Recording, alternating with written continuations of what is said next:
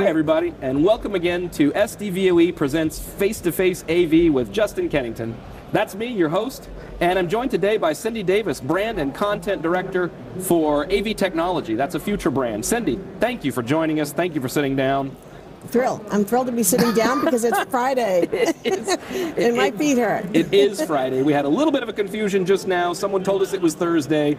I don't know if Cindy was going to kill someone first or me. We were going to dual tackle. But we've all agreed it is actually Friday. Thank We're gosh. going to make it. Cindy, we were chatting just now. You were telling me about, it turns out we're at ISE 2023 at the moment. Cindy's job is to be out all around and see what's going on and ultimately synthesize this for your readers. And you shared with me some themes that you picked up from the show that I noticed fit very nicely into what we do. SDVoE, sustainable, flexible, available. It turns out our slogan are three themes of the show. And I thought you stole those from me. Oh, goodness, no. Goodness, no. I have all the documentation. Okay, I didn't realize that was your tagline. But really. It's literally printed on the wall. So everybody's saying, oh, you know, what's big and new? And, you know, it's you don't want to say, oh, there's nothing really exciting, nothing really new. But the whole thing is that what was new a couple of years ago is finally shipping. So that's the available part. Yeah. And, you know, it's good. The whole world has gone through this, right? So it's not like, oh, just here. So a lot of the products are finally available. Supply chain for many is starting to ease up, so they're actually starting to fill that channel, which is really great. Yeah. Because we all need it, right? Yeah, and it's an interesting time, I think, because, you know, products that were announced 2 years ago, that's, what, 2021? I mean, practically maybe we even mean 2020 for some of it. You know, those were products introduced for a different world than we're in now. Right. So I bet it's interesting to see even I bet some of those products have evolved. Well, they've been redesigned, that's for sure. That's what I mean. They've been redesigned several times. Here's what we were going to design in 2020, but now we're thinking about it. Well, I mean, internally they've been redesigned just to get them out the door. Oh, you're talking about just supply chain management stuff. Well, both. Okay. So, you know, there's supply chain chips aren't there. Can't get this chip. Let's use that chip. Yep, whatever kind of chip. They're redesigning internal to really put out the same product, but just redesigning it internally to get something out the door. Yeah. So absolutely. Many people are scrambling with that. A lot of companies are doing that. A 3-volt regulator is a 3-volt regulator, but if you can get this one and not that one, you have to go do the swap. Yeah. You know, I've heard, you know, some people saying redesigning circuit boards and, you know, just to get that out the door. You know, and we're talking about this specifically, I'm reminded of conversations I've had with manufacturers telling me that, you know, they're starting to spend a lot of their engineering resources on component level redesigns just to make product available. And this has come at the cost of new product development. I wonder if that's reflected for you and what you see at the show at all. So I don't think so. Maybe that's what we're pulling out of now. Yeah, I think we are pulling out of it. Okay. And, you know, as horrible as the pandemic was, and so many people died, especially in the beginning, the silver lining for our industry is that, you know, it's catapulted. I mean, everybody's talked about it. It's catapulted our industry to a real need. Whereas before, all these things, you know, UCC, all these things were there. People just didn't, you know, really think they needed it until they really needed it. I was having a conversation a few days ago with someone about the fact that AV is critical business infrastructure. Yep. You know, that's really hit home in the last 5+ years, but especially the last 2 or 3 years, right? Yeah. Where you know, a world without TVs and without Teams and Zoom, that's a world that a lot of business no longer gets done. Who heard of Zoom 5 years ago? Right. Well, actually, how old's the company? Probably only 5 years. I think I heard of it 5 years ago. But. Yeah. Right. And, you know, a lot of these companies around here, everybody had a pivot, one way or another. Yeah. And companies that might not have been thinking of a UC product on their near-term roadmap, it was front and center on their roadmap. So, you know, they were able to engineer those right from the beginning, knowing what's available. Yeah. And a lot of that shipping, because I mean, everybody went home with getting on eBay, looking for every microphone and camera they can get. So now, hopefully, that's all going to go out and get some really good quality stuff in here. And it's turned a lot of things on its head, right? I don't want to pick on anybody, but there are big manufacturers in this industry that people go back to that have had some trouble delivering lately. What I've seen from SDVoE perspective is all of our members tell me, they're getting phone calls. I've got an NVX system. I can't get the stuff. Can you help me redesign this to SDVoE? Not that you're going to mention anything in particular. I'm not trying to pick on anybody, right? But the point is, when somebody can't supply, it opens the door to others. And look, even thinking beyond SDVoE, you must have seen this in terms of other, let's say, up and coming manufacturers. I think of us. We've had a great idea for 6 years now, and people have been adopting it, but suddenly it's like, oh my God, I need something new. Let's check it out. Do you see that elsewhere happening? So, yes. I mean, there's definitely, I go around to all this, much smaller manufacturers that have been really doing a great job for so many years, and all of a sudden they've got a lot more work. Yeah. Yeah. They've got a lot more. In a way, and this is maybe the wrong word to choose, but in a way I think it's healthy for the industry. I do too. To have that kind of shake-up every now and then, to let new ideas come through, some of which will be great and power our future, some of which will be bad and fizzle out on their own. But when there's too much of a sort of monolithic way of thinking and doing things, you lose some of that room for innovation and new ideas. Yeah. No, so that's been good. So that's the availabiliability. Right. That's the last part of your tagline. We're doing it backwards today. We are doing it backwards today. So let's talk about the beginning of it. That's not backwards. That's all out of order. Well, okay, no, I can do it. I can do it. We'll flip it now. So my first, there was a press conference. What day? The first day of the show. Tuesday? Last week, I think. 175 days ago. Right. Samsung. Okay. And heard of them. Small company. They actually don't have as many supply chain issues as other people. Out of Korea, I think, if memory serves. Yep. They seem to control their own supply chain, so they don't have as many issues. I don't know much about Samsung, the electronics manufacturer. I remember years ago watching this, History Channel show about Samsung, the Panamax scale shipbuilder, and they have this factory that was like 8 miles long, and it literally starts at an iron ore mine, and then 8 miles later is on the shipping docks, and it's this complete vertical integration for the largest shipping vessels in the world. Really? It was Hyundai, not Samsung. Sorry. There you go. But you get the point. This is how they do things in Korea. Yeah. They manage a supply chain. Yeah. So they haven't had it. I'm sure they've had some issues, but not many. But so obviously you come to these shows and it's big TVs, right? Big displays. The bigger the better. And that's not what Samsung is showing. You walk around to the front of Samsung's booth, and it's all about sustainability. All about sustainability. Wow. That's their message. Of course, they have the wall there because that's the sexy people thing love a big everybody TV. That's what is going to draw those eyeballs in. But I'm going to say, they pitch their messages so perfectly.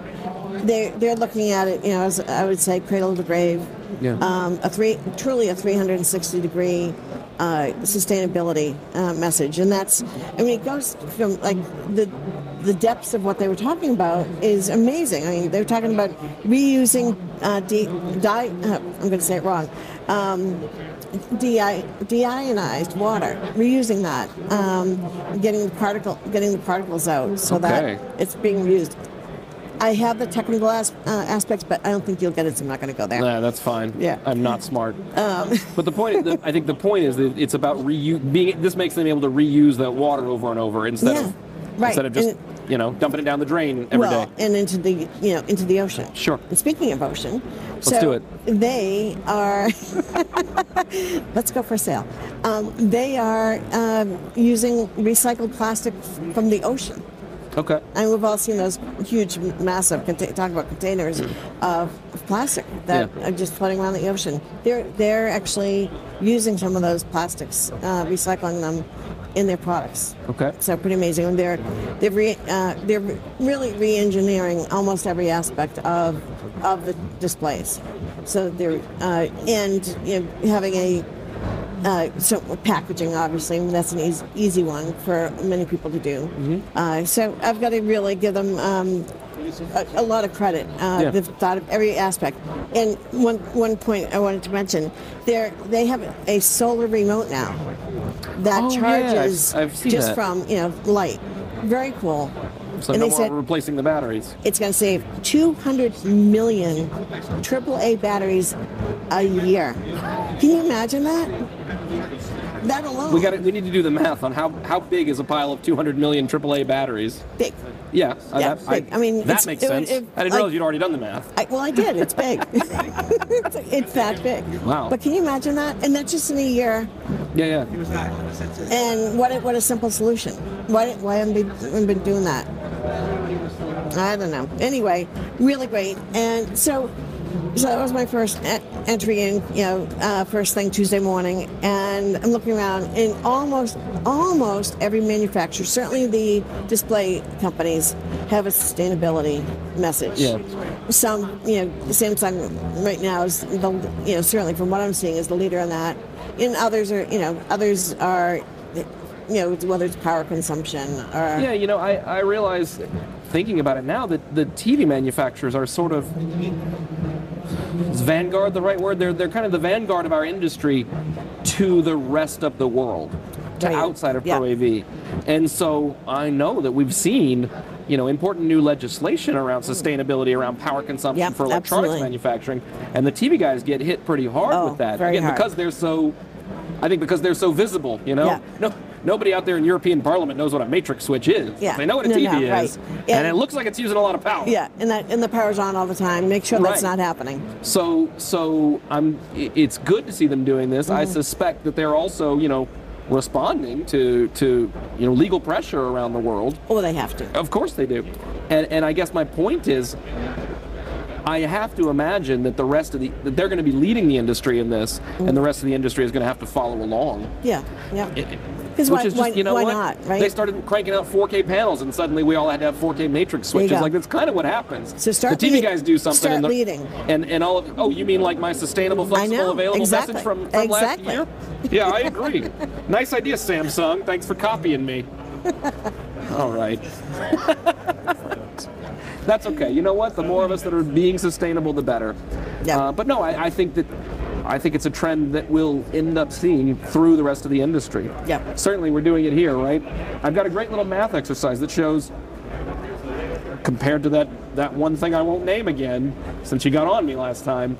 Did you know you can save $113 in electricity costs every year for using a low-powered SDVoE ASIC-based device compared to an FPGA-based? So per device? Per device. That's in Germany. Turns out I looked up who has the most expensive electricity in the world. It's Germany. Okay. But I got a little pamphlet here. You can see the math yourself. Go to look at it on our website. So we'll do the 200 million AA batteries. So that's your 200 million. There you go. I mean, batteries. honestly, how many millions of AV over IP endpoints are out there every year? Quite a few. Yeah, maybe one, maybe two, but still, times $100 each. Yeah, that's a lot of electricity. It is a lot. Well, they're not all in Germany, but right. And so, all kidding aside, of course, it's huge. Yeah. I mean, if you're putting all these endpoints in a enterprise building, add that up, it's huge. The thing that inspired me to get to that story was a 1,000 endpoint case study that we developed, and I said, wow, like, think of the power that would have been spent on 1,000 endpoints. Yeah. If they'd been with FPGAs instead of ASICs. Yeah. Wow, it adds up. And then now we're just into the real talking baseball, inside baseball stuff. I put it in a slide presentation and said this install would have saved, would have spent an extra $18,000 a year on their electricity or whatever.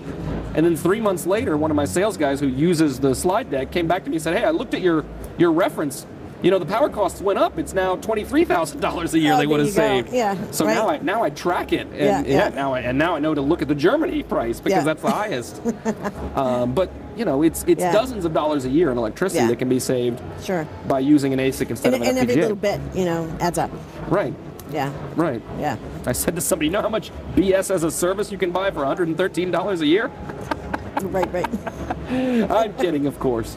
Let's talk about flexibility. Okay, so flexibility. And what did you see out there that builds this? I did not coordinate this with you. No. I didn't. So I coordinated with everyone. you do. So on the flexibility side, so that it kind of fits into your message. This is the one that we had to squeeze in a little. I admit. It's a little squeezer. It's the partnerships. Yeah. I can't imagine. I can't even think of a manufacturer out on that floor that doesn't have some sort of partnership label. Netgear, you've seen every, like, my gosh. They had a number, and I'm going to misquote it. I think it's like 65. It's ridiculous. But, yeah. All I know is I brought them into Pro AV, and now here they are, partnered with 64 others. Well, there you go. And a valued, treasured founding member of SDVoE Alliance. So we like Netgear. We're just teasing.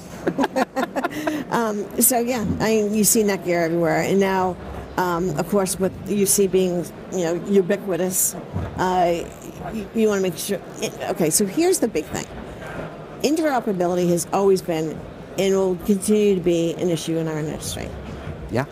But now the manufacturers are making sure that their products are interoperable, and many have done this, had done this before. But now they're showing the products, showing that they're certified, interoperable, and calling them partners. So they are, you'll see whether it's Java or Logitech or all these other companies, and also why reinvent the wheel? If there's a good product out there, why reinvent the wheel? So a lot of companies are using, could be a Jabra camera that they're going to use instead of doing their own. And of course, a lot of companies are doing their own as well. But they're creating these partnerships, and it's not. And then I'm not talking about Teams and Zoom certification, because that you've got to get that. And we're certainly seeing SDVoE. Sure.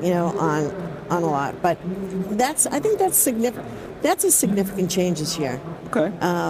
And I think that's partially because of probably driven by supply chain as well. Supply chain, I think the fast shift to UC, it's already hard enough for any one manufacturer to do it all. Yeah. But if you need to do it all right now and you weren't ready to do it right now, then a partnership is a way to do that. Definitely. And I think it's certainly an important part of our future. And it's an interesting challenge, right? Because a lot of these companies that will partner are also going to compete in other areas. Right. And it's always interesting and fun to strike that balance. Well, you see, Netgear's in the Crestron booth. Sure. I bet, some years ago you would not have seen that. Right. Yeah, that's true. Yeah. For us, Audinate are a contributing member of our alliance, and we partner together on some audio, video combinations, on control stuff. Then they've got Dante AV that has nothing to do with us, but still, you find the places where there's common ground, where there's interesting places to work together, and then, be friends and let them compete also. Well, right, because, there's, right. So then there's the technologies that, Audinate might do this really well, but this company says, well, this one does, this part really well, but they can live together. That's it. Yeah. Cool. Well, this was fun. It was fun. Sustainable, flexible, available. It's the theme of SDVoE. It's the theme of ISE. I think so. Cindy, thank you for joining us. This was a fun chat. Yep, definitely. Don't forget to hit that subscribe button so you don't miss an episode. And thank you for watching Face to Face AV. Thanks.